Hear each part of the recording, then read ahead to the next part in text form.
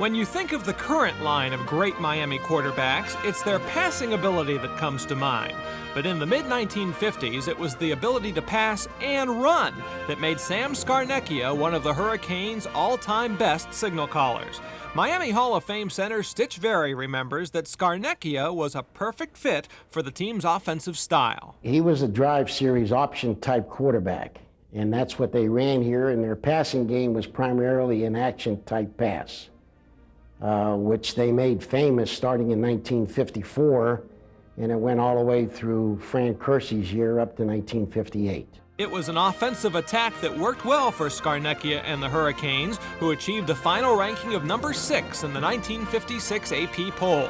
Scarnecchia headed up what may be the most acclaimed backfield in Hurricanes football history, with 3 other members already in the Hall of Fame. His backfield consisted of Whitey Revere, Don Bossler, and Jack Losh, which was pretty fast company. And although those individuals could do a lot of things, you still had to have someone lead him to the line of scrimmage and make sure that he executed properly to carry out the game plan that was given to him. And Sam certainly did that.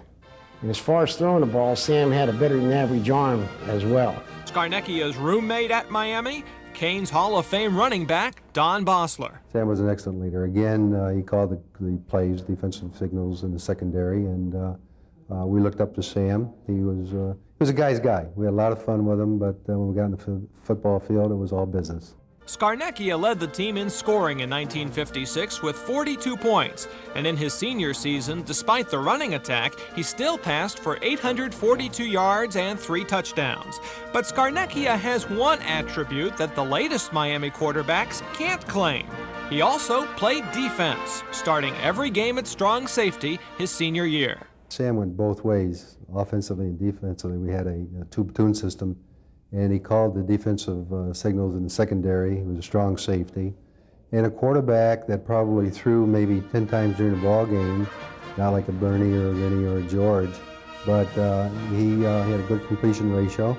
And he ran we ran the belly series, which was an option delay to the remaining back, which was the fullback in this case, me. And he was tough. He was a good runner. He was a good, solid quarterback. When his playing days were over, Scarnecchia went into coaching, and it was no one other than Stitch Very who gave Sam his first job at Curley High School. So I started asking Coach Gustafson, who highly recommended him, and Walt Krzyzewski. I remember Walt saying to me, yes, he's a fine lad. He says, little bullheaded at times, but a good technician. And I told him, I said, well, he seems to be my kind of a guy, not a yes man. And when he graduated, and Sam always reminds me that he graduated on time, and in 4 years, I became the head coach at Curley High School and invited Sam to come over and help us coach a good football team. Sam went on to coach on Coral Gables High's 2 national championship teams, and today is assistant principal at South Miami High School. Entering the University of Miami Sports Hall of Fame, Sam Scarnecchia.